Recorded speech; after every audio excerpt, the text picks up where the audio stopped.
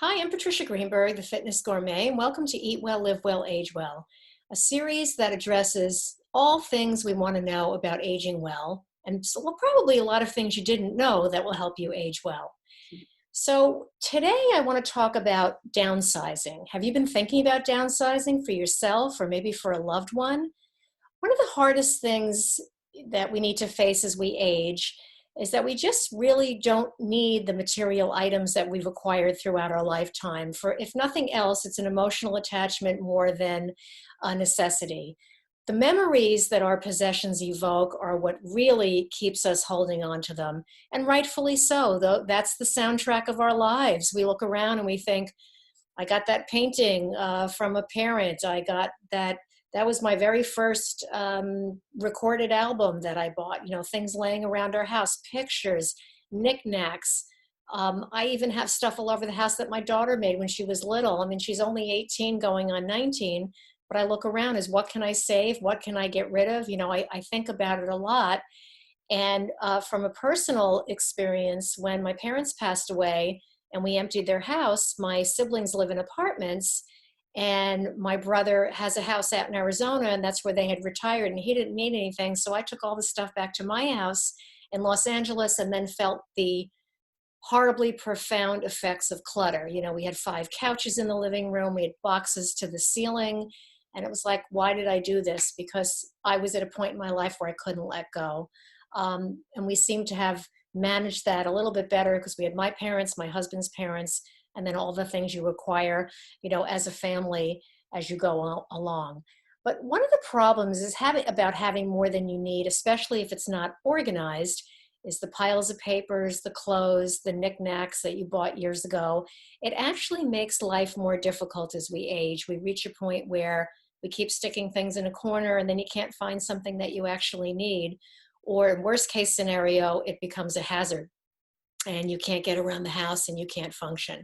So I want to welcome today Cori Allvey, and she has a business called Simplify and Move LA, and it's a service that provides in-home assistance with reorganizing, downsizing, and also helping you move a loved one to a smaller facility or smaller place, you know, as needed. What is interesting is she had mentioned to me earlier that seeing people get rid of the clutter, move in, get to where they need, and simplify and organize their lives is very rewarding for not only the client, but for her to also see that. So welcome, Cori. I'm so happy to have you here today. So tell us a little bit about the areas that you specialize in your business. Patricia, thank you so much for having me today. We are a home organizing service that offers new home move-ins for families, as well as downsizing and senior move management for seniors that are relocating from a longtime home into a senior community. And now so it's a little bit of everything, I guess. The needs can be something as simple as people figuring out how to move into a new home to actually moving a senior into a facility or maybe a portion of somebody else's house, you know, like where they have to downsize and move into a garage apartment or a back apartment in someone's home. Correct. What brings people to you? I mean, how do people come to you? Is it the individual themselves, maybe a family member? Most of Social my services? business, Patricia, is word of mouth, people that have used me. And, Okay. I think you and I are somewhat peers. And so all of our peers have aging parents. Yes. So Mhm. when I've moved somebody's parents, um, we tend to share these milestones with our friends. And so, oh, I used somebody, she was great. So I get a lot of word of mouth referrals, but also I have relationships with the various assisted living communities in Los Angeles, as well as some home brokers, people that help place your loved one into the correct home for your religious budget, their physical needs. So I've got some, professional relationships and word of mouth.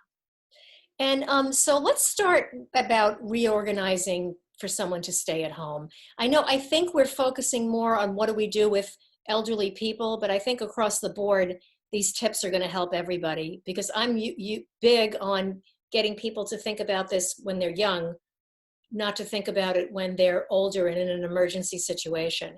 So starting with reorganizing someone's home for them to stay at home. Um, how do we go about that, getting someone that really wants to age in place and won't leave their home? Well, we are a professional team of organizers that have a way of helping people figure out what they use, what they need, and what they love. And anything that doesn't fall into one of those three categories, I refer to as noise. And I like to say that my team of organizers, we can help restore the quiet, the peace and quiet in your home.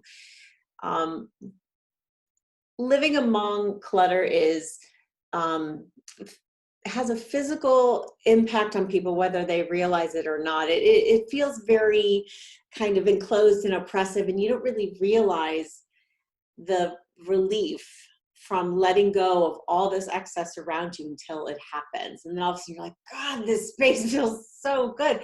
I want every space in my house to feel this way. And it's on everyone's list of what they want to do and achieve, but it's pretty far down because there's so many other things that have to happen every single day, that getting to that closet or that garage or that room that your kids moved out of that's now become a graveyard of all deferred decisions. Mm-hmm. Just put it in there, just put it in there. And then finally, when they say, okay, I'm ready to deal with this, and they hire us for one room, we end up inevitably 9 out of 10 times doing their entire house, because it is such a cathartic feeling to let go of what's not serving you anymore. And so tell me about how you approach someone, because I would let you in my house, but my husband wouldn't. Okay. So I would say, Cori, come over right now and just get rid of this never ending pile of junk that keeps growing in my garage. And my husband will say, don't touch that. Those are my things. I don't want you near it. So how do you, when you're going into someone's home, and we know that people are very attached to their items, even if it's dirty, messy, junky, broken, doesn't work anymore. So tell me, just kind of walk me through the steps of when you go in. Do you say to the person, are you a hard-nosed, this is junk and it's broken, get rid of it? Or is it more, how does it serve you? I'm curious how you approach someone who's resistant. Well, we usually are brought into a client's home or onto a particular downsizing job because they're ready. Mm-hmm. People don't have me over if they're resistant. Okay. People have reached a point where they cannot find what they're looking for. They are frustrated by buying something they already owned, and then like 2 days later they find that same thing again. They reach a tipping point, whatever that is for that particular person. So when we're invited into someone's home, Patricia, by that point they're ready. And I don't know, I just have a way of working with people that, I can read when I can push somebody a little bit, go, really?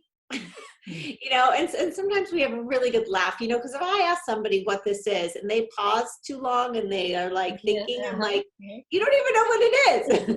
What did I do? I do. I'm like, no, you don't. We have a good laugh, and I'll create a maybe pile. And by the time we're done with everything, I'll come back to the maybe pile and they'll be like, yeah, that's fine. That can go. So, in the end, Patricia, it is just stuff. And when I work with people, what I find is that people develop a mindfulness moving forward of what they allow into their home. We bring home stuff very mindlessly. We go to a party, we get a party bag, water bottles, wine glasses, t-shirts, hats, just stuff that we bring home because it was free. Right. Or you're given a gift that you don't really want, but you feel bad letting it go because someone gave it to you. But, I talk to people about that a lot, that just because they gave you that, it's okay to let it back out of your house. The sentiment and the emotion and the feeling behind that gift will always be there from that person, even if the physical item leaves the building. Right. And they wouldn't want you holding on to stuff out of guilt anyway. Nobody wants that. When you go into someone's home, is it done in stages, or you take all the clutter and put it in one room and let them pick what they want to keep? Do you do room by room? What's the process? Well, it depends on the job, but usually when people bring us into their home, it's for one particular project. As I said, I'll start in one place. They want to be able to park. They finally buy an electric car or a hybrid, and they need to park in their garage. They need to be able to plug their car in, and they can't park in the garage. So they're like, we need to make space in the garage for a car. So we'll start with one area. So the process, whatever the area is, whether it's your kitchen or your master closet, is we take everything out of whatever that space is, and we start grouping all like categories. So let's say we're in a garage, we pull out all emergency supplies, all Christmas or Hanukkah supplies, all camping supplies, all skiing supplies, all memorabilia, Yeah. all tools, whatever the categories are. We start creating massive piles that, this is gardening, this is arts and crafts, whatever the category is. And then when when the owner sees, like if you're in a kitchen and I've collected 25 water bottles from every single cabinet and I have them in one area, and they walk in, they're like, I didn't even know I had that many water bottles. I didn't know I had that many colanders. I mean, who needs 4 colanders? You need 1 colander. When you group all categories together and people can actually see, like, oh, I didn't know I had all that. Yeah, I don't use that. I don't use that. I use this.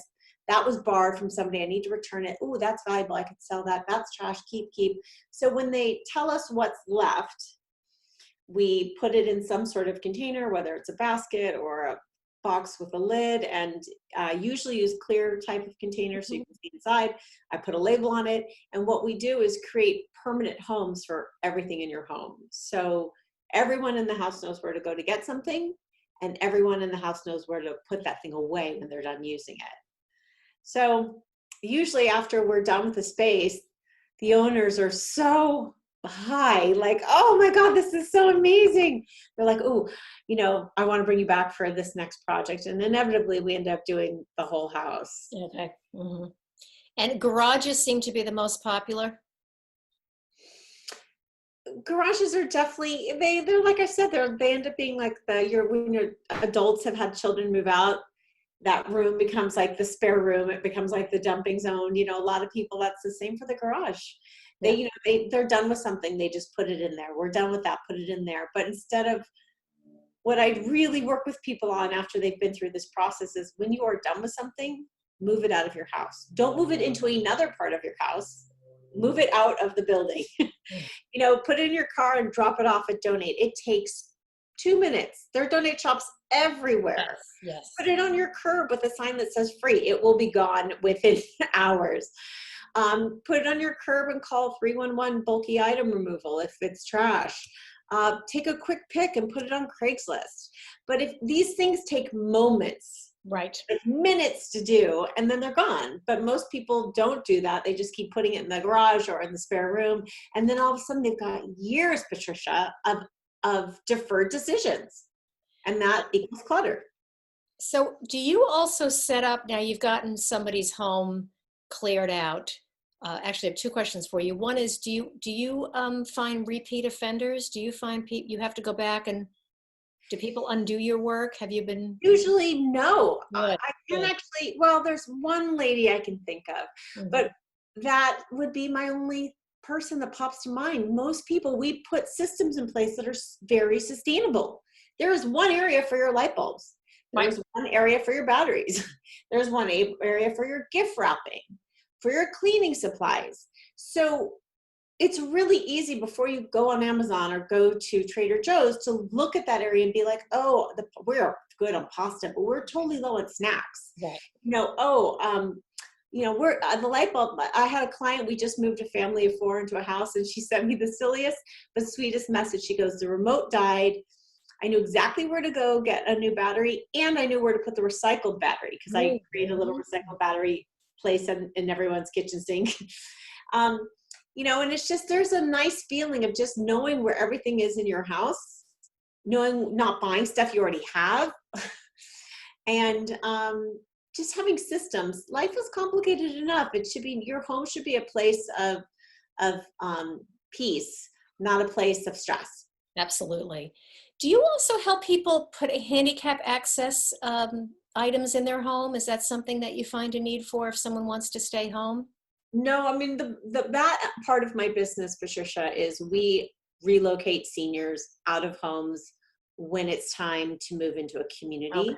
or Okay. we will move them from one community to another community if their health needs have changed. Or my least favorite part is when a senior passes and the children live out of town or out of state, and we need to deal with packing up the apartment. Right. And do you, so you do that remotely with a family member? Do you send Yeah, pictures? Do you no, look at it and FaceTime is great, right? I'll get to the place. The kids know what's there. They know, they've all talked about what they want. And, I'll make arrangements to ship stuff to, people, or sell what they want sold, or donate what they want donate, or, you know, uh, I just packed up the room of a gentleman who passed away, and, probably 70% of his room, Patricia, went to trash. Mhm. I mean, in the end, it's just stuff. And most people don't want other people's stuff. It has meaning to that person, but it doesn't have meaning to anybody else. So we all become very attached to things. But what really we take with us at the end is memories and love. Absolutely. And that can be recorded in pictures and videos. I mean, these, services that you can go. We made a photo album of my whole family and we just put it in one album. It's almost like a yearbook rather than having, I have photo albums all over the house, but we consolidated and it was nice. So my siblings and I can all just have this one book rather than, open pictures lying around in drawers, which is what we had, when we first Yeah, started. that's, when you and I were younger, loose photographs Yes. was a thing. Yes. And so I've definitely helped many people make online photo albums or make art memorabilia scrapbooks of all those plates with pasta Yes. or, Yes. or string, the things that their kids have made, and now they have all this stuff and they don't know what to do with it. There's so many different options to consolidating that down digitally and making scrapbooks or art books or memorabilia books or photo books. I mean, that is something that we do as well. But the biggest bulk of the business right now is the senior relocations. So let's talk about that a little bit. So you move both couples and individuals into senior facilities. I mean, what do you do when there's a married couple and then it's like a double whammy? They both need to. Well, they're usually moving, if it's a married couple, they'll be moving into a one bedroom or maybe a two bedroom. Okay. So, each facility has a different square footage and has a different layout, but in the end, what they're moving into is usually significantly smaller. And they know that. They know they need to make some decisions. They know their entire house can't move. And I do think that this is a big transition. You're leaving your home. You're losing a fair amount of independence. This usually isn't a move that most people run into with open arms. There's a financial change, there's a health change, there's a loss of a spouse. And these are usually adult children like myself saying to a parent, Mom, you can't stay at home anymore. You need 24-hour care. We can't afford 24-hour care. She's falling. She's alone because the spouse died. So there's something usually not super positive Right. motivating these moves. So when they do move, most seniors have lived in their home for decades. Yeah. Patricia, decades. And there are just stuff everywhere. But when you sit down in front of a senior, and I refer to everybody as Mr. or Mrs., I just feel like it's a sign of respect, even though, and these people basically could be my parent. The seniors that I move are the age of my own mom and dad. Sure. I will kneel down in front of them. I'll go, you've seen your new room, right? Here's the floor plan. This is how many square feet it is. This is how long this wall is. Tell me what's in this room that brings you great joy that you want to move with you. Let me help you figure these out. And they'll say, I really love this couch. Great. I really love that chair. Fantastic. I love that armoire. Sir, that armoire is 12 feet long and the wall's only 8 feet. I can't take that. And they're like, oh, well, where am I going to put my TV on? Like, well, what about that stand over there? Like, I work with them, Yeah. but when it's an adult child trying to have that conversation with their parent, there's usually some headbutting because there's a family dynamic where, you can say something super logical to your parent, and they're going to be curt with you because there's just a child parent dynamic, whereas a third party, objective third party like myself can say it and they'll say okay, and the kid would be like, I've been telling them that. But we listen to other people differently than we listen to our own We loved ones, do. And I think when it comes from especially in children, these yes, stressful situations. what's coming from children, the parents are often feel that the child's treating them like an invalid, and they don't want to be treated that way. They want to be treated sort of as As a. they should be, as they should be. And that's a big part of it too. I mean, we try to give them as much decision making as possible because there's so many decisions being made for them, that if I can help them feel more empowered in this transition, I would want someone to do that for my mom and dad. Absolutely. So now, and we talked about some of the obstacles that you would encounter when moving people, but it sounds like when people are ready, they're ready, and they will just go. So how much do you engage with the family members? A lot, Yeah. a lot. I text, I call, I FaceTime. I mean, in the move, I talk to that person constantly. Yeah. Yeah. And, and then when it's over, I'm like, oh, we were talking all the time. I mean, just now before we started, I was just emailing back and forth with the move we did a few weeks ago because, I can relate to all these people because my parents are aging and not well. And I've moved my own father into a home, and it's emotional. It's very intense. And so if I can help other families navigate that journey, and they just have someone they can rely on, who they can relate to, and who they know is going to get the job done and treat their parent as they want them treated, it's an honor to help. So now you've cleaned out a house. You get somebody either ready to move or seriously downsizing because the move is inevitable. At some point, I'm sure there's the process of decluttering, getting rid of, and then the next step is, will they have to move into another place? And so you do one collection, get all that out of the house, and then what do you do with it? Well, the adult children usually have decided what they want. The adult senior decides what they're taking with them. And then what's left, we either can get an estate agent involved, Okay. we can get an appraiser involved, we can get donation, we can get trash pickup. I mean, there are many different ways.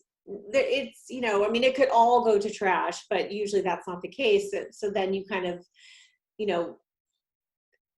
we'll collect e-waste, and I'll have an e-waste pickup. We'll get residential shredding to come and shred all the taxes and medical records. We'll have donate come, we'll have trash come. I mean, whatever needs, we will source it and bring it and make it happen. That's fantastic. So it, hopefully it gives them some sense of that it's going to somewhere good, or it's being disposed of properly rather than just regarded as junk and thrown out in the street. I think that that's wonderful that everybody feels like it was purposefully removed and purposely either recycled or discarded or. Yeah, I try to put as least as possible in trash, but the truth, and we recycle everything. We take paint back to paint stores, and e-waste, Staples will take e-waste, but if it's an Wow. Mm-hmm. abundant amount of e-waste, I have an e-waste company that comes. But in the end, Patricia, donate shops will only take things they can sell. That's right. And a chair that you've sat in for 20 years that's torn and stained and has like indents where your butt's been the whole Yes. time, that's Yes. not resellable. And so the truth is, there is stuff that is just trash at the end. Nobody wants somebody else's socks or, used office supplies. I mean, it's junk at the end. That's why I was just saying, in the end, it is just stuff. And I think that the key is also is trying not to accumulate that much in the first place, and that's the hard part. Not to diminish what it is you do, but sometimes the overwhelm is there. What's the worst case scenario you've ever seen in a job that you've done? Well, the only thing that probably comes to mind is just some unsanitary situations where people aren't strong enough to walk their animal anymore, so they have like potty pads all over the place. Yeah. The place Yeah. smells like urine, or Yeah. that's probably the worst. I mean, we don't deal with hoarding. I am not skilled with hoarding. Right, That's right. definitely a specialty for, and there are Another, yes, people that do absolutely. Mhm. especially deal with hoarders. Yeah. Um, I mean, in the end, it's just, it's heartbreaking just to see people going through this major transition. And so if we can help in any way, make it easier for the senior and the family, I'm honored to be able to help. Do the senior facilities allow pets? Is that something that they can Yeah. bring a dog or a cat or something with I them? mean, Or I don't know if that's a blanket rule, but yes, most places, the gentleman who just passed and we packed up his entire apartment, he had a cat, and there was an abundance of unopened food and litter in the place, and I boxed that all up and I gave it to a foster place, okay. a woman who fosters cats. So that's another example. I mean, we do try to make sure that things go where they need to go. Um, Used blankets, and there's like there are things you can drop off at shelters and they'll line the crates with those things. So I mean, when you do this long enough, you start to be like, oh, I know where to put that, I know where to put that. So we do try to not put stuff into trash, but there are a lot of homes that take animals, and it's great for the seniors to Mhm. have dogs running around. I mean, it's nice for them to have somebody to stick their head in their lap and somebody for the love and touch. They may not remember many things or still connect with many things, but that affection from an animal really shows to be beneficial in the senior communities.